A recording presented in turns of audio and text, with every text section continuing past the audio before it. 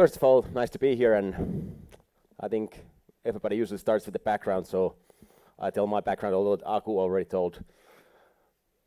My background in hockey was that I played in the second league in Finland. It's called Mestis. Well, played and played. I think I played a few games and I was mostly the backup goalie.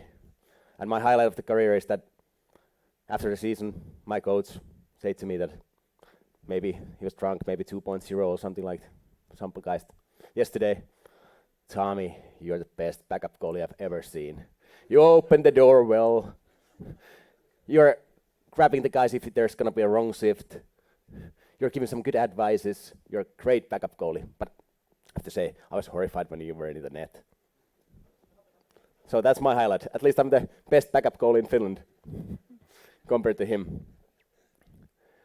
Anyway, it's nice to be back in hockey because, of course, hockey was the passion for me also because I had a multi-sport background. I think that was quite typical in Finland at the time. Playing soccer, playing Finnish baseball, track and field, everything else. So it was kind of a nice way to also to go to see Formula 1, which was big in Finland, but that really was never my sport. But that was the big thing in my life that happened when after my graduating from university, I got a job in Kuortan Olympic Training Center. That is also the main spot for the women's team in Finland. And there's a lot of different sports, and I was able to work with the different sports, different teams, and everything else.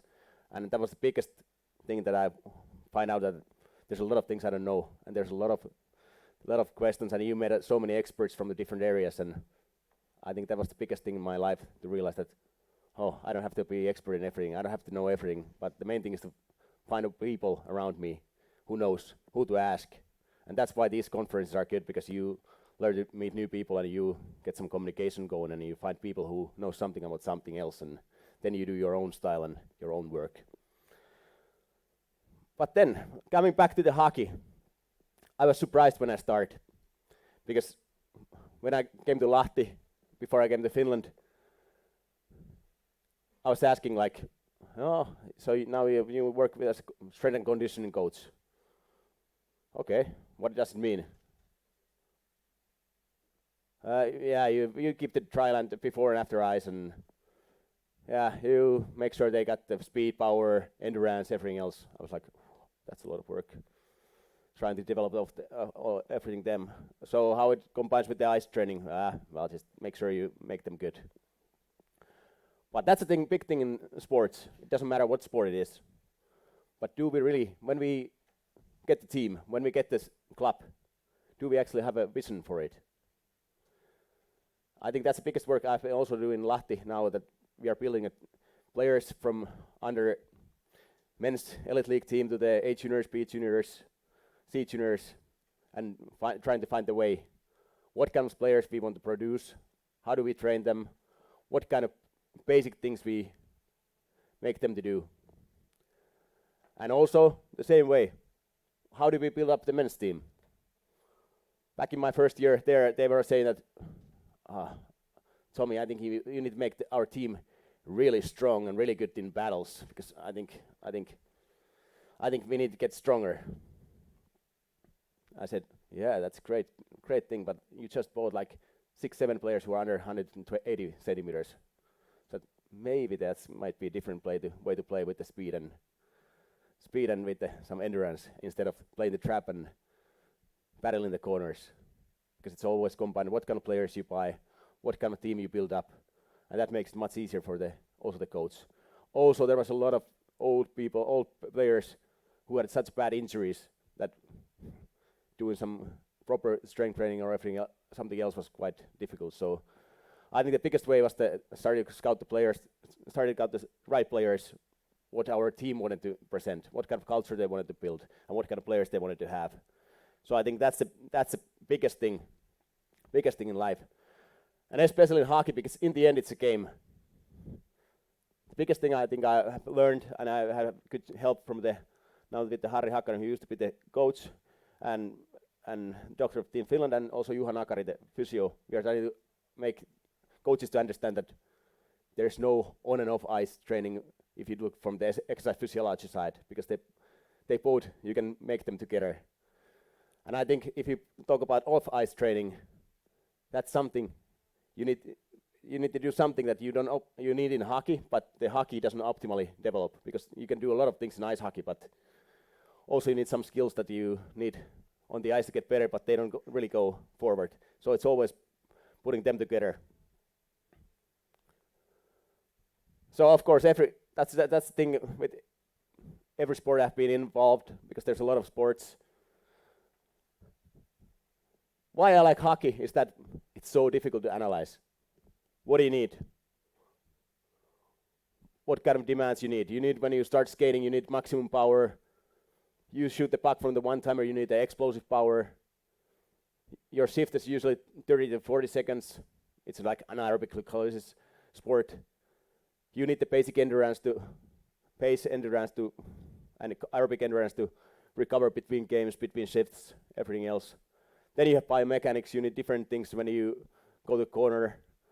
You need different things when you shoot the puck, goes to body. And then you have psychological demands, because there's so much in the team.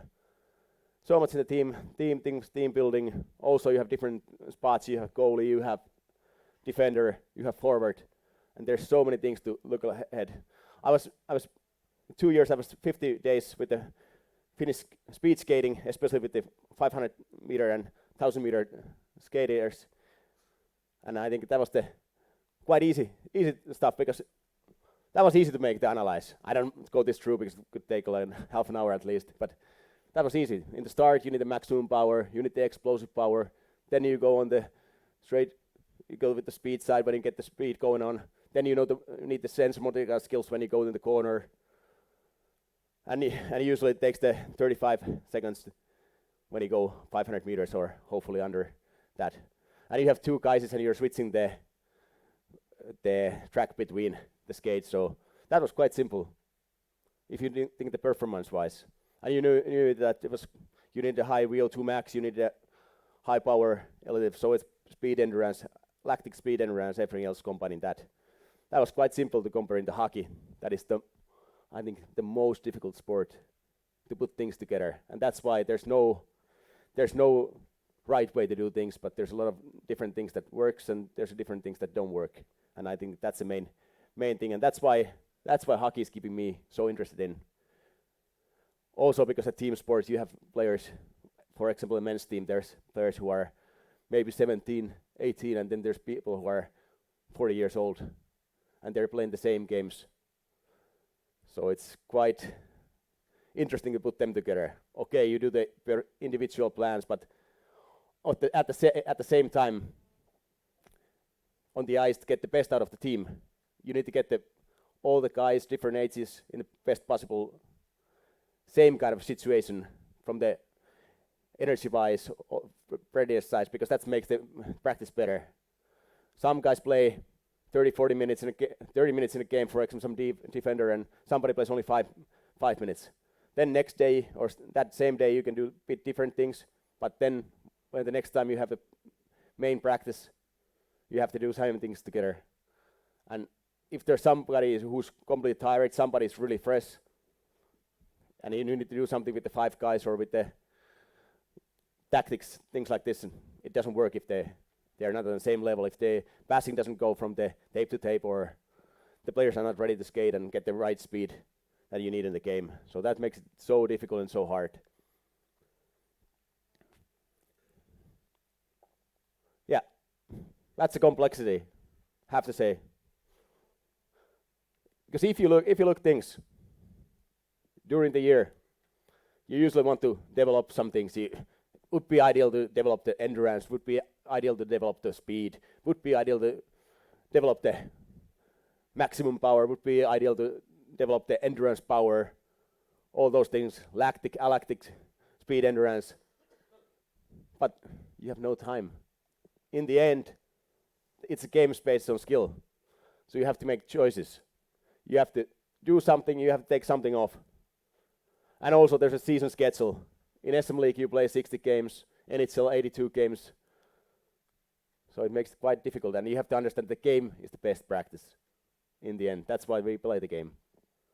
So what we do, why we do, and what we want to work on with the players. So putting this everything together, it's not so easy. Yeah, you can build up the endurance if you put the players do long cardio runs or long cardio bikes, but then you do the same movement, same rhythm, everything else, and in the end, hockey is also rhythm. It's about lateral movements, it's about horizontal, vertical. You need all those different types. So it's a combination of the different things. It's quite difficult. Also, usually, especially when the hockey season starts, you cannot too much run or you cannot too much do high intensity plyometrics or something else because you are so much on the ice and you have your hip flexor. Everything else is quite tight, so doesn't make it easy. And even if you think the skating position, when you really go in the right level, right thing, it's quite anaerobic because you need so much power from the muscle endurance from your body and from your legs. So that's why, how do you do your endurance training? Do you do something aerobic out of the ice? How do you combine? How do you play with the rest? So it makes it quite interesting. And also, yeah, we only want to be best when we are in the playoffs, but it's not like for example, in the track and field that you have one main race and then you have a couple races to qualify, and it's quite easy to peak for that. But hockey, okay, maybe you might have a super good team and you can prepare a bit for the playoffs, but for example, the team where I'm playing there, every day is a battling for getting the playoff spot and be ready, so it's not so easy to peak. To finding the balance between the season, when to give the players break, when to train them more, when to do a bit block training, it's never easy and it's always bit changing. And that's why being systematic is the key thing in hockey. Because if you try to put all those things together, you never have enough time. So you have to find some things what you need and why you need them.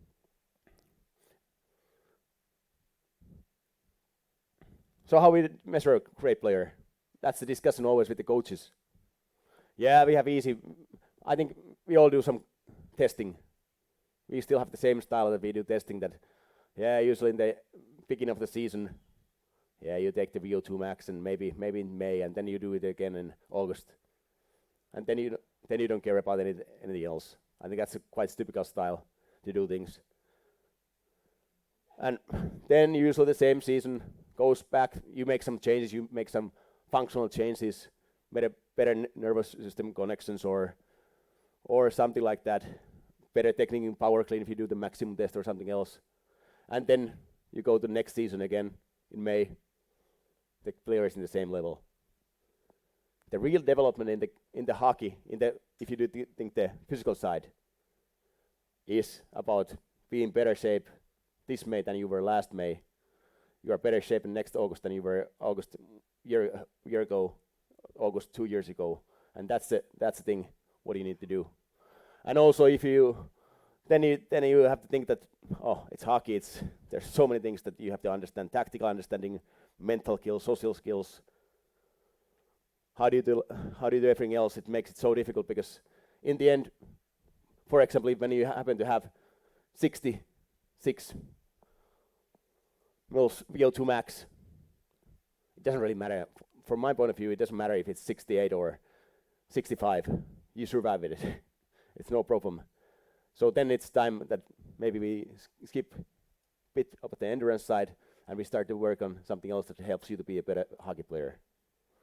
Always, if I want to increase something, I need to drop something out of the things. And the biggest thing I think that's something that especially the strength and conditioning coaches are always facing, that you show the players, yes, we got some development, now you're faster on the 20-meter sprints on running, or you're squatting, free maximum is 150 kilos instead of 120 when we started. But is it changing your style to play? Is it helping you to be a better player? Yes, I believe that nowadays the hockey is getting more, like you saw yesterday. Sweden against Switzerland, really high tempo game. Transition puck, fast. Everything else needs much more speed endurance, much more possibility forecheck, be there on the stick, and react than maybe in 10 years ago when we played a bit more maybe trap and we played different game and there was maybe a bit different, more longer shifts and everything else. So you have to adapt to the game. You have to find the evolution, what kind of players we want to produce and develop. And so the players, for example, speed-wise, it's quite easy. If you're a bit faster, I think the player gets the feeling in the eyes that, yes, now I get some more time. I get some millisecond more time, and if I'm skilled enough, if I'm McKinnon or Kane or somebody else, what do I do with the time when I have more time to do some of my magic? That's the biggest thing where it should go when you think about physical training. It should be the asset on your mind that helps you to be a better player. Or you know now I'm in good shape, my cardiovascular shape works. I know when the third period starts I'm still in top of my game and it gives me confidence. So that's why I think the mental, physical, everything else goes hand in hand and they're so important. But do we understand? That's the biggest thing in hockey. I'm not going through the whole training program. This is from our last year's Pelicans. We have 4 different groups. One is on the ice 4 times a week because they have some skills during the summer. They have some skills that they have to do, some skating technique or some maybe passing, shooting things you really have to work on that they make them better player. This is the group that didn't go on the ice at all because they have some problems in the basic like physical fitness part. But main thing in hockey, usually we do training, we do the middle area. Our training is quite tough, we go into high intensity. But when we need to do neuromuscular training, when we do real speed, are we really getting the speed out? Or we need to do the easy training, recover, get the aerobic side work. Are we going in slow enough? And that's why how things work together. That's a good model that I have been using. Do we really understand what we are working on? Do we understand that, yeah, there we have combined this from typical from track and field. Combined morning power, evening is more speed. What it needs for neuromuscular, it's really hard. You really have to demand, you have to ask your best, you need to contrast your muscles, you have to squeeze them, but put them work, do it well. Also from your musculoskeletal support system, you get some stamina, you get some impulse, it's hard. But from the metabolism side, it's not too bad. Mentally, it's hard because you have to ask your best. And this is why the green lines are like, how do I feel the intensity of the practices during the day? And with the intensity, volume changes. Doesn't matter which sports you're in, it makes a big difference. And how do you do things? Yes, we can argue which practices are the best. Somebody says that Nordic walking, long cardio, because here in Lahti, which is cross-country place, there's a lot of uphills and downhills. It's hard if you go walking, go running. You cannot keep the enough low the heart rate. But with the walking, it comes different things. You run in the downhill, you get some good feeling in the legs, and then you walk long steps on the uphill. You get a good hip flexor, hip tension. So there's a lot of things you can use together. But the main thing is that you have some kind of system. You know, my week with the 18 hours looks like this, and these are the things I'm working on it. And if you don't think about this, then it gets a bit difficult. And then you don't find the progress into your systems. Okay, this is easy. I think in hockey, we're quite good in that preseason. I think many, especially in Europe, we are really good. How do we do the from May to June, July training? We get good results. Okay, we try to usually work too many things. Okay, if you're working with the kids, then there's so much things you can combine because there's so much transition. With the combined endurance, power, speed, you get a lot of results. But of course, there's also limits. When you're under 10, you need to do a lot of skill training. You need to do a lot of speed training. You don't need to do anaerobic capacity or things like this. So you have to know what to work and based on that and be systematic. Bringing those all over the year. I think Wade will be talking a bit more about that too later on, something like this, systematic all year round. And the truth is that in the hockey, if you think the whole year, whole season, there's not too much things you can develop at the same time. So if you really want to develop something, then you have to put some time and pressure in it. And that means that, again, the biggest thing, what you're giving up and what you're maintaining. And especially when the season starts, how do you maintain them? How do you work them again? Without it, I'm doing a cocktail mix there. I'm trying to do everything at the same time, and then I get a lot of hours, I get a lot of things, but nothing really happens. The real super compensation never hits. It only gets lower and lower. Then, yesterday we were talking about the personal plan. The biggest thing in hockey, why we're planning things, why we're doing things, and then comes the individual side. This is a bit late bloomer, now playing Team Finland, and he had a big vision. Yes, he's making an NHL deal now next year. And every week he started when he came to the team, he came to Lahti. I want to improve this, I want to improve that, and what extra I will do. He was the defense man playing about 20 to 25 minutes a game. But put him some extra understanding what means. Sunday, 25th was rest. Yes, he needed a lot of, wanted to base between something on the power side. He was neuromuscular quite good, but the maximum power side was a bit lacking off. So we were planning that, okay, this looks, every week we went together. This one is our team week, how the team works, and what else we can combine with the training. So on Monday was the main topic, power session, and then he played a lot of power play. So we planned that now this is the individual skill time. We had Ross Lambert was our skill coach, went through that okay, today we have power. Now we do some blue line things, shooting one-timers, moving there, short things, because if you do the power in the morning and you really are pushing, doing some max strength training, you don't want to do the real hard anaerobic training on the afternoon because they don't really fix together so hard good. It's a little bit ruining the whole idea of the morning, and the recovery from this gets too long. So there was the individual training. Then next day, this was a bit power. Then we wanted to get more, bit the power, go to the speed side. So we had some active speed in stairs, getting these easy. And also in the ice, we did a lot of quick tempo drills. And the longest drills with the team were 20 seconds. There was at least 1 minute recovery. So we really get the tempo on the ice. We keep the high tempo, and also it was a bit on the speed on the ice. And then we did some med balls, explosive power after ice. So the whole system was working the same way. We had a speed day. And then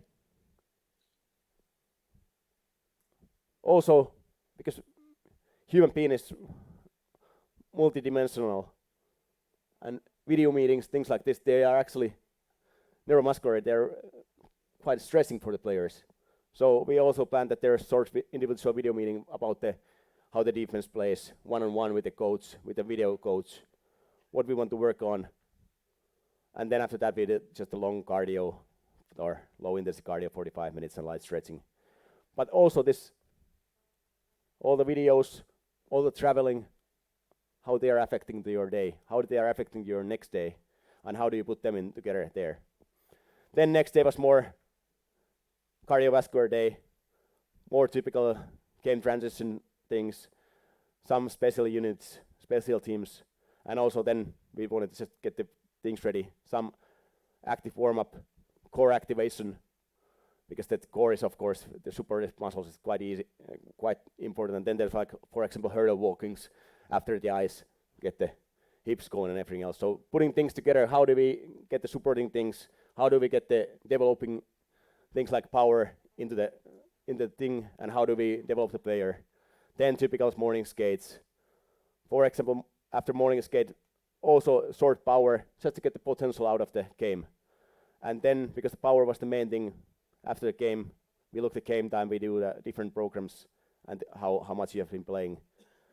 So it's a thing. And then next day, no video meetings, nothing. It was just low intensity day, put the head down, get the system going down, getting ready for the next day. There's also massage. We get some information about the massage therapist physios. What do we do? Why do we do things? Are there going to be same problems with the team, with the players that, for example, oh, there's a lot of groin issues or something else that helps my work, helps our doctor work or thing. And then again, this was easy because home games, again, before the home game, leg power, again, short but do there. This is the thing. It doesn't work if you don't plan these together, if you really want to develop player. And this is the individual. Nobody asked this.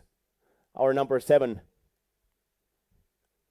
come every Sunday to me and ask, what do I do this week? What do extra I do?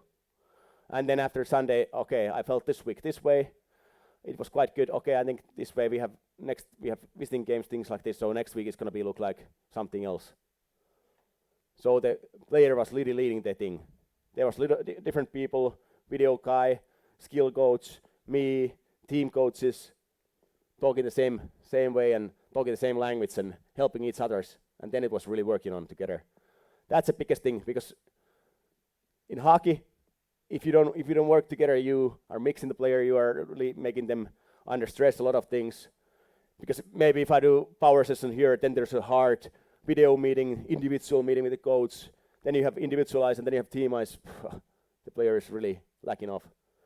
For example, a couple of years ago, before we started things, that we have things that after game, players were always so scary that, we lose today, 5-0, we are coming back to here, 9 o'clock. Oh, is the coach going to yell at us, or are we, what's going to happen? They didn't know. Now the biggest thing was like, okay, if you something dramatical happens, then you might change the plan, but most of the players know the next day after between 2 games it's an easy day, and they mentally knew what to expect and how to do their own things and own routines. So it makes it much easier. So with your action as a coach, you affect a lot to the players and how ready they are, how do they feel, and are they getting the rest, are they being ready. So big thanks for Petu Matikan, who's coaching now Lagenfurt, and Pasi Nurmen. They were ready to fix things in Lahti and do some things that work and change some bit culture that has been in the hockey long time. Now it was much more multidimensional, looking for the people, looking their mental side, looking for their physical side, and starting to build on things together and talking about the players a lot. Yes, testing, yeah. I will talk about, yes. Nowadays, I was yesterday talking that there's so much things in the hockey you can do, so much things you can go through. And why do I do testing? Was that because it's the easiest way for me, from my side. First of all, the players know how do they do. It's not about just the testing that we do on May and August. We do some short test on every month. It takes time of one hour. It included in warm-up. We get some idea how the speed works, how the muscle works, how the cardiovascular side works, how the aerobic side works. And then that's something, then I get the player, okay, you were with the national team there. Now it looks on the things that you are not maybe on the heart rate polar, you're not recovering well, they're not looking the normal. Maybe there's something in your blood test, because we have like one player, we really tried to develop his endurance until we went to his doctor that found out that there was a long-term disease in his lungs, and for example, his capacity of the lungs, only 30% was working. And we have tried so much endurance work that it has to work. So that's why also the medical side is quite important, because there's also some things you cannot affect with the training if there's not right hemoglobins, or there's not right hematocrit, or your lungs are working bad, or there's something wrong in your heart or something else. So that's why medicine, physiotherapy, like physio checkups, movement control tests, they're all nowadays sports. When you have big teams, you can think for many sides. And the biggest thing is that you find things that you can analyze, you can talk with the players, and then when you have the basic information for the players. They know that, okay, now I can come to talk to you, and I'm feeling this way. Okay, my reports are looking this way. What do we do? Okay, how now I can explain to our head coach that looks like this 1 hour Czech guy was really tired after one camp. Maybe now we take 1 week rest and maybe skip one game, which is quick. Skip one game because he's at the time he was the golden helmet player, like the most points, but looking for a bigger picture that now we need help, that they will be in the best in the playoffs or somewhere else. So it's about something that I think testing or controlling something that you understand how the neuromuscular side of the person is working, how the cardiovascular side is working, how the explosive power side is working. You get the idea if you control those and include those in the training quite well if you have the staff. Okay, if you don't have the staff, then then you can do some easy things to follow things and find your own way. And of course, with the nowadays technology, there's so many things you can do with the night recoveries and EMG analysis. Is your quadriceps or quadriceps working right, or is your glutes working right, or everything else? But the biggest thing is that just as test that it has to be some meaning. Why, what, how we are chasing the training, and what we are doing with the info we get. Because if we just collect the info, that's the stupidest thing to do, I think, from my side, if it doesn't change anything. That's, for example, very simple from our one small guy. Okay, this is sorry, it's in Finnish mostly, but like there's the aerobic threshold pace. He was able to run 5:30 in the August, and then this was our every month. Usually we connected that he was running the same speed behind the light rapid, and we just checked the heart rate, lactate. Okay, how does it work? Here it was quite high, lactate was quite high, and at the same time we have 20 meters, 50 centimeters behind the line, straight running included the training, and this was the time. And here you can see there's both ways. This is a very simple method in many places. Okay, it doesn't really work. What's happening there? Let's have a meeting with the guy. Looks like he's tired, and we have planned during this Christmas break. Now we do some power things and do some block periodization and things like that. So maybe it gets up the guy. Okay, now we change the plan. We rest a bit. We change the intensity. We drop out the volume, and that's what happens. And also that year, this guy happened to be the best player in league. He got the award of the month player in this January month. And I bet without these easy control tests, most likely we have been training Christmas much harder, and I don't think the January would have been this good, and coaches wouldn't be that happy for that. So, yep. It's only 1 kilometer, and then we 5:30 1 kilometer. Then we stop it for 2 minutes, and then we do it again. So it's like a warm up.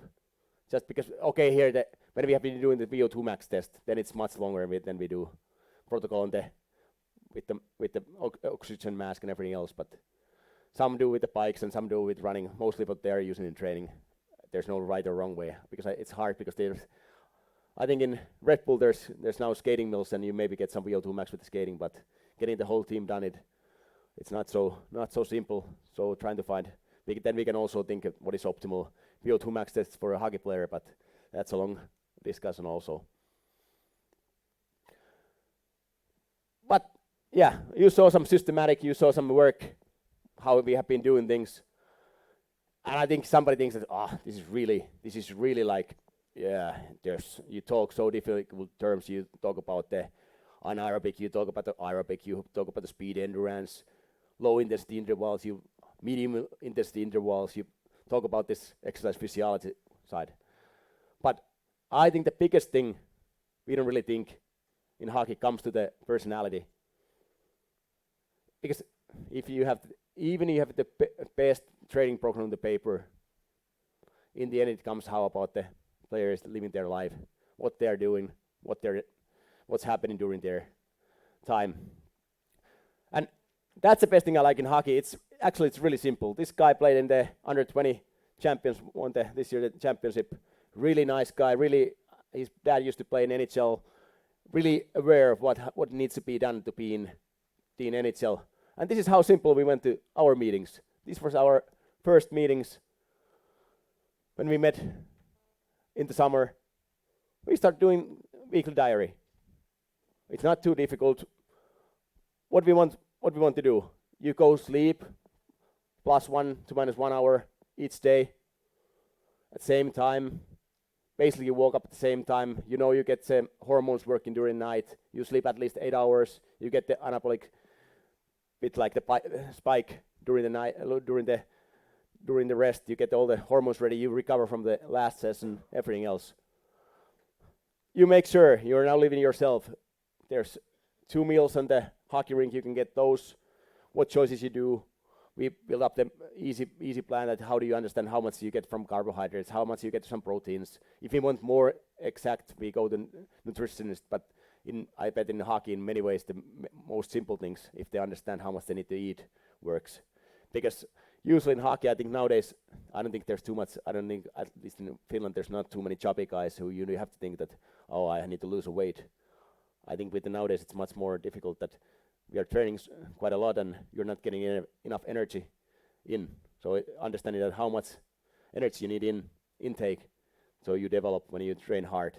And working that way, it's much more work nowadays for me than trying to get somebody slim.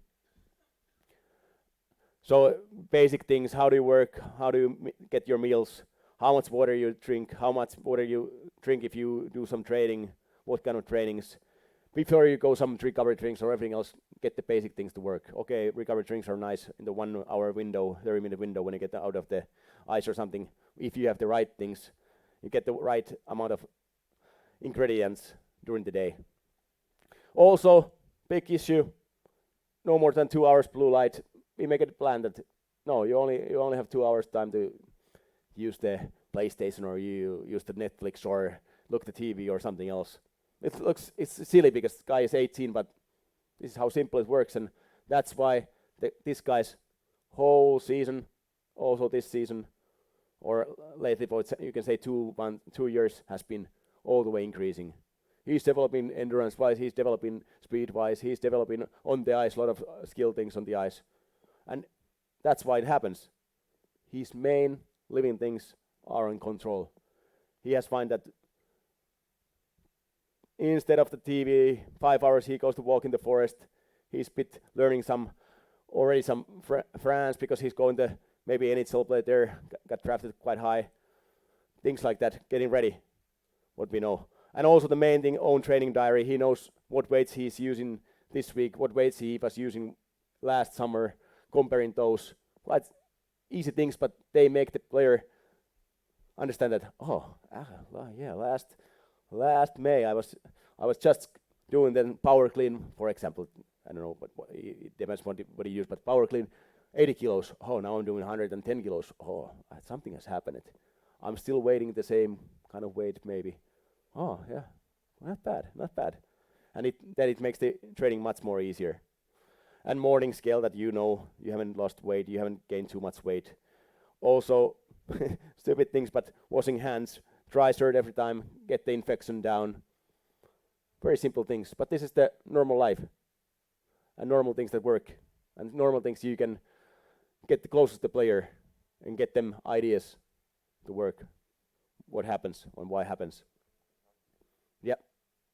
There's a lot of research on that. Yep. We have like I think there's a lot of like how the sympathetic nervous system gets down when you get a nap, and it activates a bit on the hormones too. And I think there's some research I've been reading that 30-minute nap is the best basically of the time. But we have had a plan with that, like no more than 1 hour nap time. You get the 1 hour when you go in the bed and everything else. But I for myself, I'm a big believer of naps because, at least for me, because I'm thinking a lot of things, and it's bet with many players, it's time to when you really actually during the day you get your system down. So, and I think for many top athletes where I've been coaching, they do a lot of napping, but not too much because then you mix the whole system. And some players get it. We get the same service. We tell them everything what they need to do. Some players go develop sky high, sky limit. You know the same stuff as a coach, but in the end, it doesn't matter how much you know. It's how much you get your players to know or your athletes to know.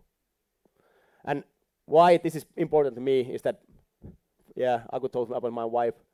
She has won a few Olympic medals and a few World Champions medals. Yeah, she has been with the same coach 17 years. Same coach. Hockey usually you're with the same coach usually. After juniors you might be longer, but then you are with the same coach maybe 2 years, maybe 1 year, maybe 3 years. And that's the main thing, is that the players start to own the process. They know what works with him, what things has been working for him. And because I think, at least in Finland, we have a bad thing that you might have a completely different systems to train. You are 2 years in some place, we are doing these things, and then you go to the next place and you do completely different things. You have completely different things to do.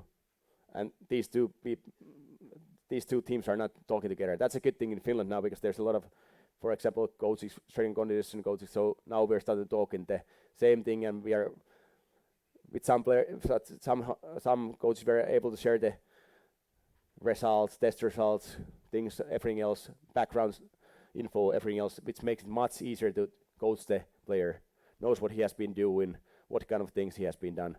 And that, because in the end, coaching is about developing players, developing individuals, and that's why cooperation for my side and to me, that's the main thing in the work. You know what kind of player you get, what kind of things he has been doing or she has been doing before. And that's the main thing. And then there's the other issue. Also an NHL drafted, same age guy. That's his rest day. This is about autonomic nervous system program first bit. But basically what you need to do is that if you look at the watch, this should be his rest day. Relax between the games. Oh, what happened? Yeah, 4 o'clock a.m. Went to bed. Oh, there 7:42. Bit get up, toilet, back to sleep. No recovery. Nothing. Gets up. 10. Then when we went through this, oh, I got it up. Oh, I didn't really eat. I went to play some PlayStation. Do this. Oh, this actually when I went to.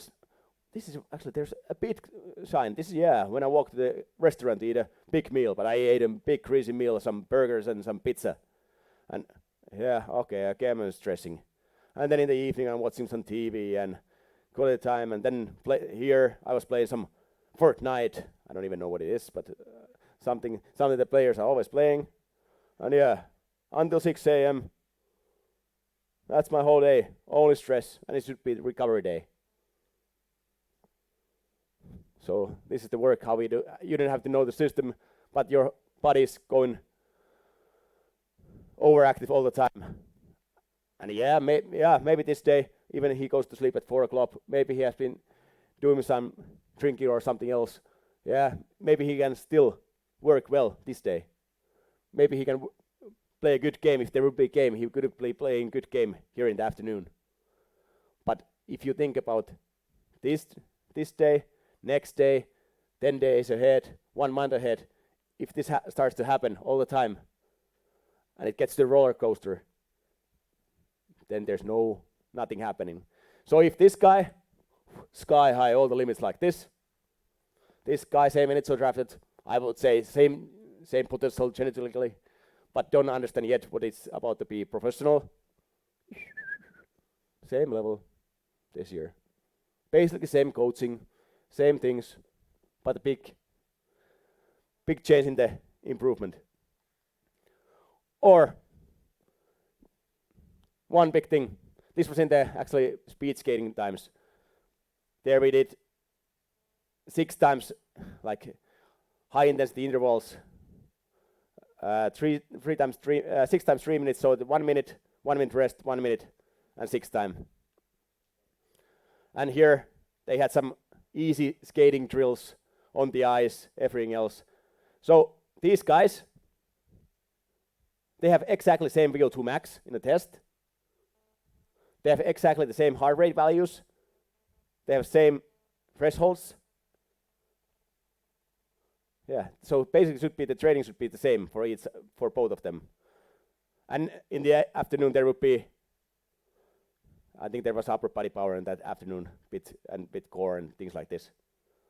But same values, same things. I was surprised because this yellow line is the player was like how you should go and how you should react to this training. Yeah, it looks quite good, quite nice. You're close to maximum, but you don't go to maximum area, which is this red one. Yeah, what do you have done? Yeah, I went to bed. I got a good morning meal. I got to get ready. I was waking up 2 hours before. No, actually, I was waking up 3 hours before this morning session, getting ready, everything else. And then I was asking, this guy, same value, same VO2 max, same heart rate, completely tired, completely exhausted from the training. So, what do you have been doing? I take a couple of girls, came to my place and got some drinks and slept only 3 hours and yeah, I didn't eat the breakfast because I was too busy. Yeah, you did. Yeah, you still did the training. Yeah, the training. Yeah, okay. Yeah, you got out. You really were pushing in the training. It's not about that. Mentally, you were good in the training, but then you think this is Tuesday training. For endurance athletes, this would be like this level of training you can do like once a maybe week to recover really and get the best out. So you think this is Tuesday and you're already completely burned out your whole energy system. You're completely out. And we do the plans that next day, Wednesday is going to be this and this, Thursday is going to be this and this, and Friday is going to be this. For this guy, tomorrow is going to be easy day. Next day, getting again the body ready, everything else. And if this happens again, it's about the thing. We do the plans, but if we don't repair them, if we are not ready, things never really happen. Things don't work out. And this is the thing. We have the same coaching. We have the same, you usually think that there's always, you get two really good guys there in the national teams, maybe in U15, and you think why somebody goes forward, why somebody goes something. I bet that still a lot of happens in the lifestyle. A lot of happens how you're actually getting ready for the practice, how you are involved in the practice, on what is your background, how much you have been doing before. So that's nowadays sport.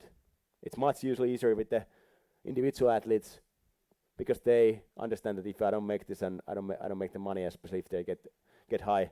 But usually the top individual athletes who make the work, for example, who I have had chance to coach, their lifestyle is amazing. How they are preparing things and everything else. And that's something, biggest thing I want to bring to hockey, to understanding we have a systems, we have a great staffs, we have a good things, we have great sport. But if we get more people work and live like this, work together as a team, then we really have a good chance to make some difference. Then we can make a big difference to the life. Then we can make a big difference to the team and club. And then they're pushing each other because there's no coach like the same coach and two battling players put the puck in the corner, battling together, challenging each other's. That's the best coaching. It's not me, it's not Jukka, it's not anybody else. In the end, it's about the individual athlete, two players competing, trying their best, raising over their maximum level, finding a way, do something they believe they could not even do. Thank you for your listening and all the best for the season.